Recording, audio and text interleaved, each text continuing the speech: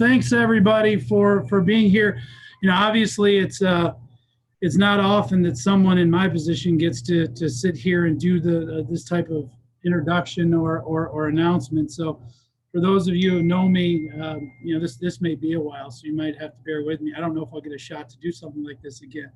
Obviously, it's an exciting day for our club and our fans to welcome Len Kasper to the White Sox as our new radio play-by-play voice.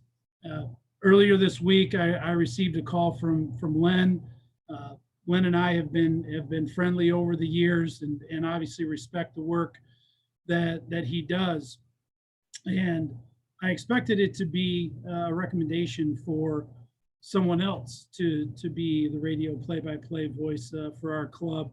And I was stunned when he went on to tell me that his dream was to call big league games on radio, as I'm sure you've heard him call it the purest form of broadcasting. And we had a conversation, and following that, had a conversation with the Cubs and with Crane Kenny, seeking permission to have the conversation and appreciate how gracious the Cubs were in allowing Len to pursue this dream, and have to thank them quite a bit.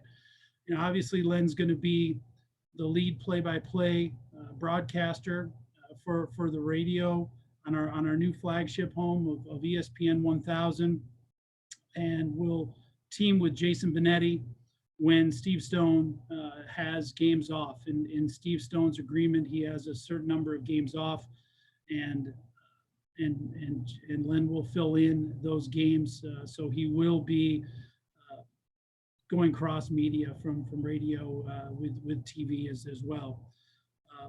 We really are excited about the four broadcasters that we have, not only Len and DJ, but also Jason Benetti would team with Steve Stone.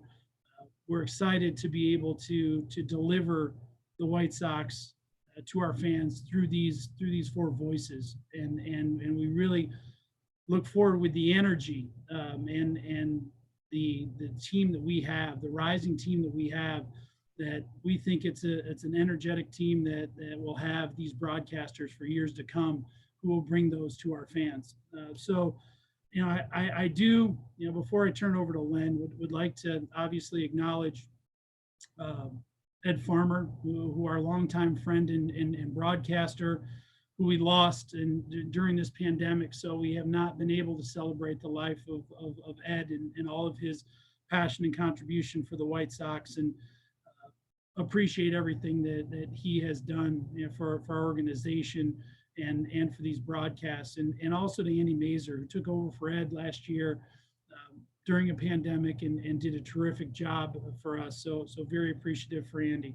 So I'm excited to welcome Len, his wife Pam, his son Leo, his parents, who are his biggest supporters, Joe and Sharon, who live in Michigan. I'm a Michigan native, so we have plenty of Michigander things to talk about. I hope his family is watching this Zoom. So Len, we look forward to you teaming with DJ on ESPN 1000 for a number of years, and taking our ball team, our ball club to the fans. So Len, I will let you take it away from here. Thanks, Brooks, and thanks, Sheena. I hope everybody can see me. And I want to, before I start, I want to echo Brooks's comments about Farmio, who was a great friend to me, incredibly supportive, and so welcoming. I never did a Cubs White Sox game during which I wasn't invited into the radio booth. Anything you need, you let me know. We've got food, we've got soda, we've got water in the back. I mean, just the sweetest guy. And I think about him a lot. And moving forward, we're going to do everything we can to honor his legacy in the Sox radio booth. Andy Mazer is one of my great friends as well. And this is, a business in which these jobs don't open very often. And when they do, the way I look at it once the job is filled, typically it's filled for decades. So if you have an interest in something, you sure as better express your interest, or you might have to wait for a long time. Welcome to my home. This is Pandemic announcing 2020. I'm living in a 49-year-old and soon to be 50-year-old body, somewhat fit, somewhat broken down at times after running 6 or 7 miles. But speaking to you today is the 12-year-old Len Kasper. And this is emotional for a lot of reasons. When I was 12, I wanted to be Ernie Harwell. And we lost Ernie about 10 years ago. And wow, I didn't expect this.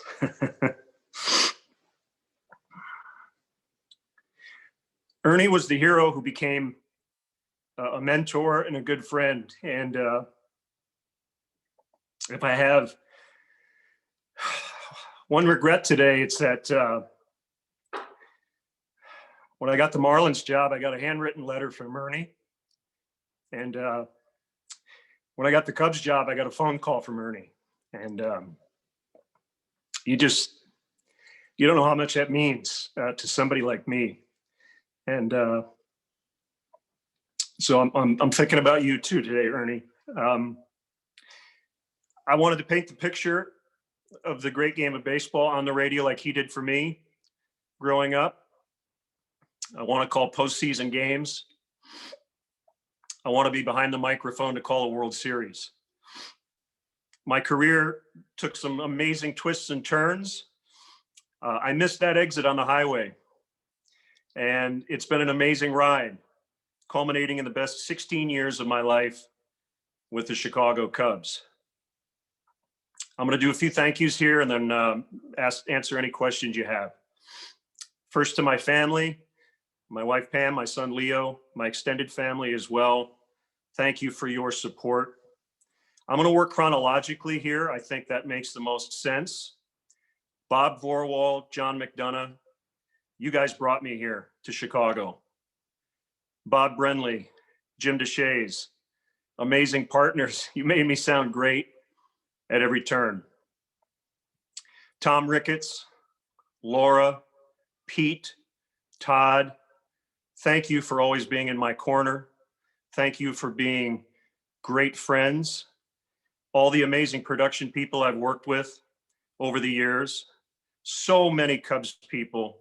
I wish I could name all of you. I've talked to many of you over the last 24 hours. You know who you are.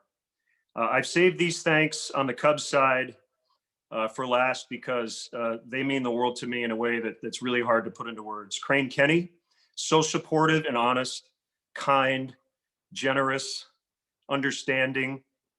You trusted me during this process and understood why I wanted to do this.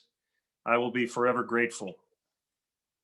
The two Mikes, Mike McCarthy and Mike Santini at Marquee Sports Network. Those two guys are superstars in the industry. They built Marquee Sports Network from scratch, and they put on an amazing show during a 60-game pandemic-affected season that I will never, ever forget. McCarthy, you're one of the all-time greats.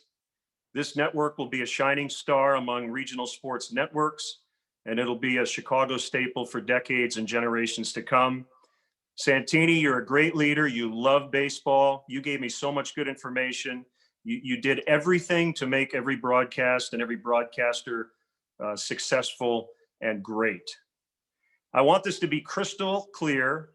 If Cub games were still on WGN or NBC Sports Chicago or Channel 7, I would still be doing this. I was treated like a king with the Cubs.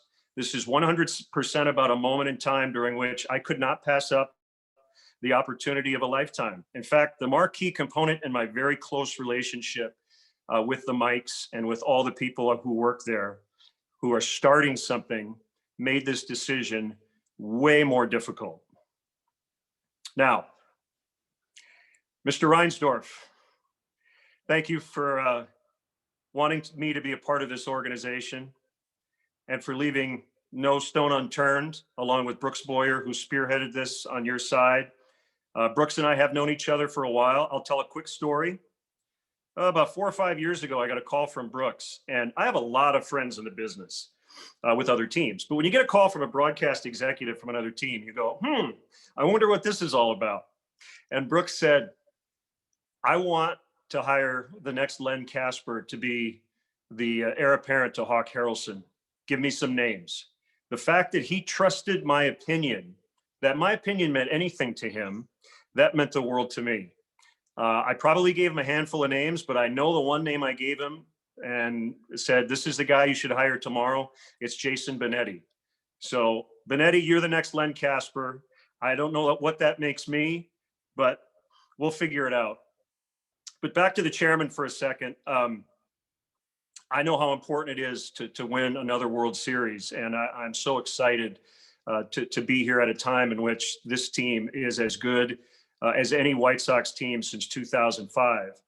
And as an aside, I was at Game 2, 2005, October. Bob Vorwald calls me and says, hey, I got tickets, WGN tickets. Do you want to sit in the stands in Game 2? I talked to my wife. I said, okay, this is my first year as a Cubs announcer, but this is the first World Series game in Chicago since 1959. I think I want to go. And she said, as long as the weather's okay. So we sat down the right field line. The temperature was about, what was it, Brooks? About 42 degrees, wind chill about 27, rained most of the night. I think we had a tarp if we didn't, or, plastic if we didn't. We got really, really, really wet. And I'll never forget Pasednik's home run. Some people recognized me, not everybody, but I think there was an acknowledgement like, hey, it's really cool that the Cubs announcer is at our ballpark. And it feels really nice that I was able to witness one of the great games and signature moments in the long, beautiful history of the Chicago White Sox. DJ, the over-under on me calling you JD in the first month is about 12. It's going to happen. Jim Deshaies, my great friend, can tell you we've walked out of many a big league ballpark only to hear this. Hey, Len, hey, DJ, it's JD. So that'll happen. You'll probably get a JD dropped on you. I apologize in advance. One of the great human beings. We're going to have a blast and we're going to have a great broadcast. Jason Benetti, the new Len Kasper. I want to ride this guy's coattails. Steve Stone, I'm going to get to do some games with you finally. What a thrill to be around one of my all-time favorites. Mike Thomas, all the great people at ESPN 1000. Thank you for embracing this, welcoming me into your family. Everyone at NBC Sports Chicago, I know almost everybody there, and it'll be great to be back with you. One last thing, and I alluded to it earlier, I've read a little criticism, and there are a lot of emotions here, which is humbling in a way that anybody cares what I do, but this is Chicago and it matters. If there's criticism out there of people not named Len Kasper involved in this, who are taking some heat, that heat should come to me. This is my decision. The Cubs and Marquee did everything they could to keep me with the club. I can't thank them enough for how they handled it. At the end of the day, I'm trying to live out my dream. So with that, sorry for rambling. Anybody has any questions, I'll do my best to fill in the blanks. Thanks, Len. Thanks, Brooks. We'll go ahead at this time and get started with some Q&A. Again, when I call on you, after raising your hand, you can go ahead and unmute yourself, ask your question, and then go ahead and mute again. So we'll get started here, and we'll start with John Greenberg. Hey, Len, congratulations. Obviously this, it was big news last night, and this morning people were pretty fired up. So how did this, Brooks said it was about a week ago. Do you remember, how did this start? Because we know you love radio, but this is a big move and a big jump in this town. So what made you kind of go that extra step and say, okay, I want to do this? And when was it? John, I don't want to put you on the spot, but we might be of similar age. And I think as you as you get older and as you go through a lot of experiences, you make a decision that if there's something you want, you have to be active about it, right? And so if you have something that you're in the back of your mind that you're thinking might be fun to do, nobody's just going to reach out and read your mind and hand it to you. You have to be aggressive. And calling Mike McCarthy and Crane Kenny on Monday and laying out this crazy idea was a difficult call until about 5 seconds in, when I realized that these are friends and they know who I am fundamentally. And I told them both, you don't have to understand it. You don't have to like it. In fact, I kind of hope you hate it. But at the end of the day, I hope you let me look into it because I want to look into it. That should be all people who know me should need. And so that kind of, I guess, generally answers that question, John. I think the big picture thing is that it's always been in the back of my mind. I'm an audiophile. I listen to podcasts. I listen to radio broadcasts. I have spent so much time going back and doing YouTube, but just the audio of great baseball broadcasters. And if I don't do this now, John, I might not ever get the opportunity to do it. I'm not the young kid anymore. I acknowledge that. And I'm a kid at heart, but we only have one shot at this thing called life. And I don't know what the future is going to bring, but there are mountains to conquer. And this is a mountain I really want to climb. And that's it. So when you feel like you're doing it for the right reasons, and let me be very clear, and I told Crane and I told Mike this, guys, this isn't a leverage play. You know, I think in this business, sometimes when you ask for opportunities like this, the unwritten hint is there's something missing here that I want you to give me. That was not the case. In fact, independently of all of this, they asked me at the end of business on Wednesday, give us one more day. We want to do everything we can to make sure we gave it our best shot. And of course I respected that. And what they came back with totally blew me away. You know, if there was ever any doubt about how much I'm loved and respected with the Cubs, that was quickly erased. At the end of the day, the feeling in my gut was always there, and it crystallized the decision. What are my priorities at this time in my life? Why did I want to do this in the first place? And if I had decided not to do it, to get something extra that at the end of the day really didn't matter, I was already happy. I didn't need any extra benefits with the Cubs. I had a great job. Jed Hoyer said the grass isn't greener elsewhere. He's so right, but the grass might be red or blue or a shade of gray or black and white.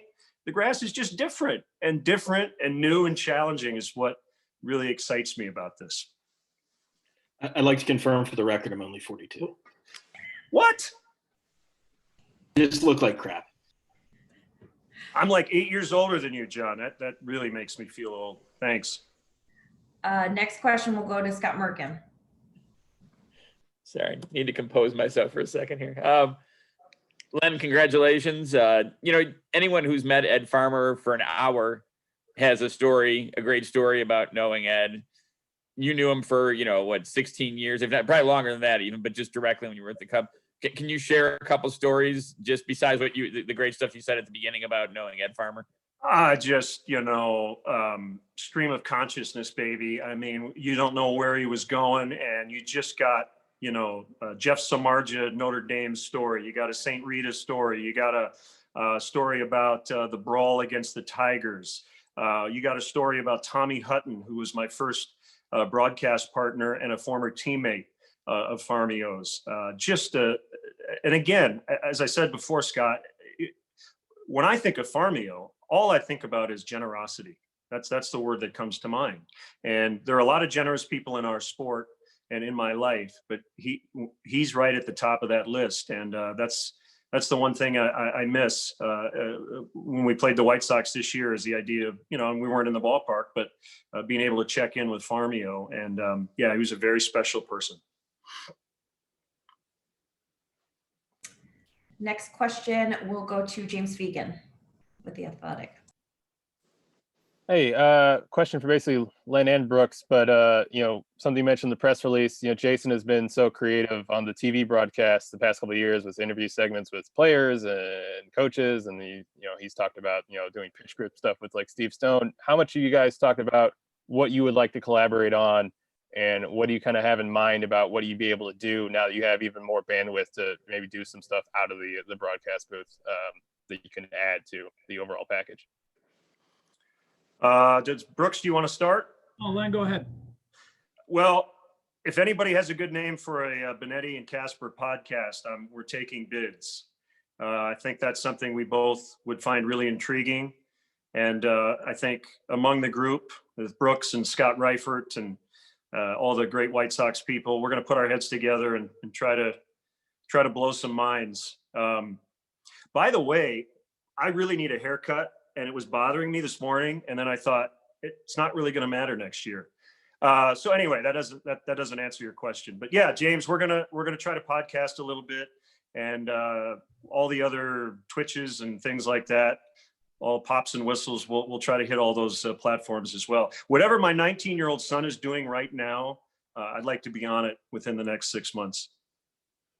Yeah, and just to add to that, James, is I think when Len and I just were talking about this role, one of the things he said is that radio allows you to go in so many different directions, and I think Len's going to explore quite a bit of those of where this is ultimately going to go. And I think we will find out more the longer we go and the more that we go of what we want to deliver to fans and what's going to be important to fans. And for the record, John Greenberg and Len, Roger Bossert is not on this call, but the grass on this side is very, very green. There's it's very, very green. And well groomed. Yeah. Unlike me. Next question is Cheryl Ray. Hi, Len. I have been in radio for 40 years, so welcome to our world. Thanks. One of the things I want to ask you is, the fan bases are very, very different, and they very much butt heads. Have you talked to Steve Stone about what it's like to go from the north side to the south side and to deal with that fan base? Hi, Cheryl. Great to see you. And one other big thing is that this is a big move in a lot of ways, but we're still here, and all the great people I see every day, I'm going to still get to see, like Cheryl, and that means a lot. If this had involved leaving Chicago, I wouldn't have considered it. That's number one. Yeah, I talked to Stoney yesterday. We did not address that specifically. I think you're right. I think that's one of the challenges that I have. But really, when you think about it, if I'm me and I do what I do while understanding what the fan base wants, I think all they really care about in this city, with all five of the big ones, is that you're you. And it's a deeply loyal sports city, which is hard at first, but you earn your stripes. And hopefully I have over the last 16 years. I'm going to have to earn the trust of some people who either hated my broadcasts or never watched or listened to me at all. And that's exciting too. And if we can, I don't know if we'll convert any fans over from the north to the south side.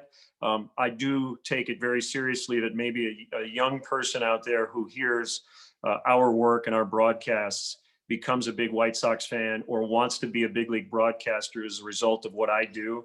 That's a win. Next question from Ryan McGuffey. Hey, Len, congratulations. Baseball might be the only true romance sport. And I think you did a really good job in your opening remarks kind of reflecting that. So you have a style. You've had a style in television for your entire career, for 16 years here in Chicago. But now that you are able to kind of do your dream job the way you want to do it, how are you going to take some of what you heard as a kid from Ernie Harwell and maybe apply it to a new style for Len Casper on the radio? Great question, Ryan. I think my style is my style. I don't want to keep referencing my age, but there are a few new tricks that I hope to learn, but I'm still Len Casper. And I'll tell you what I have learned. Doing television really helps you on radio. And here's why. While you paint a picture on radio that only what you say is essentially what the listener hears and sees, TV, you have to notice the little things, because if you miss those things in terms of what you see on the field, people at home see it and then they go, wait a minute, they didn't reference that. So I've noticed when I've gone over and done a little radio that I'll use the monitor a little bit and I will look for things between innings that might spur a conversation later. So my hope is that, and I said this earlier on the radio, play-by-play on television versus play-by-play on the radio for baseball is a little bit like tennis. You have singles and you have doubles. I've played a lot of tennis. They're ostensibly the same sport, but the strategies of those two versions of tennis could not be more different. You utilize the same muscles, but the strategy and the game plan is a lot different. The other big thing for me is just I want my partners to shine. I prided myself on people complimenting the people I work with, and whenever someone says JD is awesome, love Brenly, Tommy Hutton's one of the best in the business, and when they say, "Gosh, DJ sounds amazing," that always feels like a compliment for me. So that's my answer, and I may have a different answer for you in a year. You may hear a different style, and we're going to find out. Brian, did you have a follow-up, or are you good? I do. It's a different topic for Brooks. If you want me to ask it now or just wait. Go ahead. Okay, yeah, Brooks. I just with baseball's challenges of pace of play and things like that. How are having Len and JD or Len and JD? There you go. I'm doing it. That's one. Look, I did it. There's one. Yeah, you can thank me later, Len. Jason and Len. How having those two guys on your radio and TV broadcasts, the way they embrace analytics, and there's just the players and the style of the guys that you have on the field. How does that help you guys as an organization going forward? Well, the number one product when you're marketing a club, or the number one thing you'd want if you're marketing a club in any sort of marketing plan, would be a great product. And what we have right now with this window that we have in front of us, clearly we have a great product. Your next level of marketing is going to be your announcers. And when you look at Len and DJ, when you look at Jason and Steve, we feel we have two elite broadcasting teams. And the fact that Len and Jason have such a close relationship, and some of the things that they want to do, it's only going to put our broadcasters out front more to be able to communicate with our fans, to deliver the White Sox in unique and different ways. And the same thing that Len has said, there's going to be people over the next 10 years that grow up listening to Len and Jason, learning the game from Len and Jason. And that's what I think is going to make both broadcasts so unique, that we'll be able to market to our fans in new ways that we will figure out as we go along, because both of them are very young at heart and really want to deliver the game of baseball in unique ways. Our next question comes from Mike Berman. Hey, Len, good to see you. Congratulations. Thanks, Mike. In a similar vein to what Cheryl was asking, what do you think it's going to be like calling White Sox Cubs games? And have you thought about it at all? And what do you think it's going to be like? Yeah, that's a good question. I am really excited that the White Sox and Cubs play each other in the Crosstown Series every year. I believe it's going to be 6 games in 2021, assuming we have a normal season. We'll be in spring training in Arizona. We'll see the Cubs a lot. So yeah, does it matter that I get to go back to Wrigley Field? Heck yeah. I don't want to lose that from my life. But kind of tangentially off that question, and you know, these are little tiny morsels that all start to add up. I've never worked the American League circuit.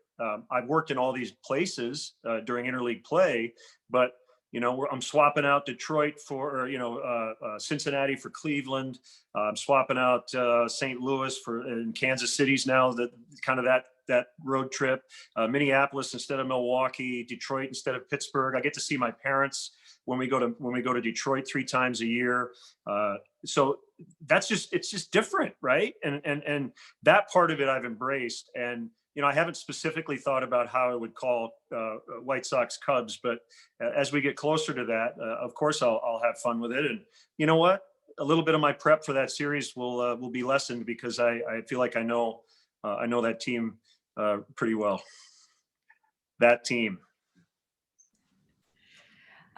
Just a couple more questions here. Our next question will be from Phil Rosenthal. Hey,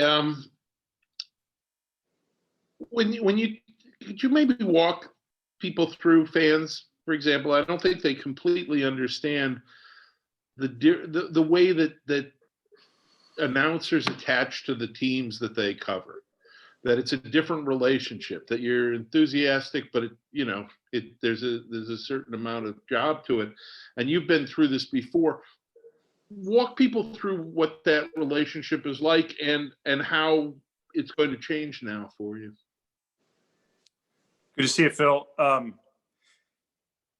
The minute you become a Marlin or a Cub, or in this case, a White Sox, I'll never forget when I got hired in 2005. I got a call from Ron Santo, and here's the phone call. Hello, Len, Ronnie, Ron Santo, you're a Cub. I can't wait to work with you. I mean, died and gone to heaven, man. Like that, right? I'm a Cub. Now I'm a White Sox, and today is I've got a lot of things rolling around in my head. Like I feel I will always be a Cub in a lot of ways. I hope to always be a White Sox. The Marlins thing is gonna, my experience in 03, that'll never leave me. I started part-time in Milwaukee with the Brewers. So every time I go back there are lots of friends I've made over the years. But when you're with a team, they're your team. And, the one thing I did when I got here, Phil, is I didn't want to fake it. I didn't want to act like I had been, a lifelong Cub fan. That's the second I walked in, because that wouldn't have been genuine. I'd rather prove that I can do the job and ease in, and then slowly let my totally weird, quirky dad joke personality come out over the course of time. If I had laid all of that on in year one, I think it would have been a huge turnoff. I get enough eye rolling from my wife to this day, and we've been married 21 years. So, I think the learning curve will be shorter because of the unique circumstance, but there still will be one, going back to Cheryl's question about, north side to south side. And I'm embracing that. I'm embracing the uncertainty. That's part of the fun of this. I hope that answers your question. Thank you. Just a couple more questions. Jeff, if you want to go ahead and ask your question. Thank you. Len, in a world that is turning towards video and streaming video and whatnot, I think people might not understand completely your rationale to going back to radio. But if you could explain the importance it had what was the importance that it had as a 12-year-old, as you say, and what was the importance that Ernie Harwell brought it to you growing up? It just, I think we all have the 12, 13-year-old thing in our brain, right? And, whether it's a band or a record or a movie, in my case, it was the early 80s Detroit Tigers. It was getting WGN on our 10-station cable system for the first time, I think in 1982. It might have been Harry's first year with the Cubs. Like there's these little snapshots that stick with you. And I don't have the greatest memory in the world, but I can tell you one thing: the richest things that pop into my brain regarding my life all come from about 1982 to 1987. And it's built around listening to Ernie and Paul Carey. I used to play Sherco tabletop baseball, and I would announce the games in my head, and I would start the in the East, because of Michigan was in the Eastern time zone, it would be the Padres and the Giants, but it had to be at 4:05 Eastern, 1:05 on the West Coast, that I would start the game. And, I was Len Casper doing the Padres and the Giants. And, that was my childhood. That's what got me into baseball. And I'd have Ernie and Paul on in the background. They'd be listening to a Tiger game, maybe have the Braves on TBS on the TV muted, and I'm kind of in my own fantasy world. So that's it for me. And as far as where the industry is going and the medium, we keep coming back to this theme, and that is I'm not getting any younger. I'm not the new kid on the block, and I don't know where radio is going to be in 80 years, but I won't be around to know what that is. I can just tell you that radio and baseball will live together until the day I'm no longer around. And I want to be a part of that. And if I don't do it now, I don't know what the landscape will look like, 10, 20, 30 years down the road. Our last question today comes from John Greenberg again.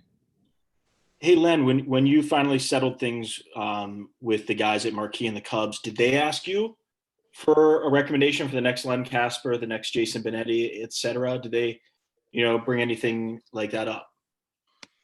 I think informally we just chatted very briefly, but it was not a, give me a list. It was just, it'll be really fascinating to see. It's going to be an amazing process. I think there's a real opportunity here for some great broadcasters and for Marquee and the Cubs to bring someone in to be a great partner with Jim Deshaies and be a part of this thing for a long time to come.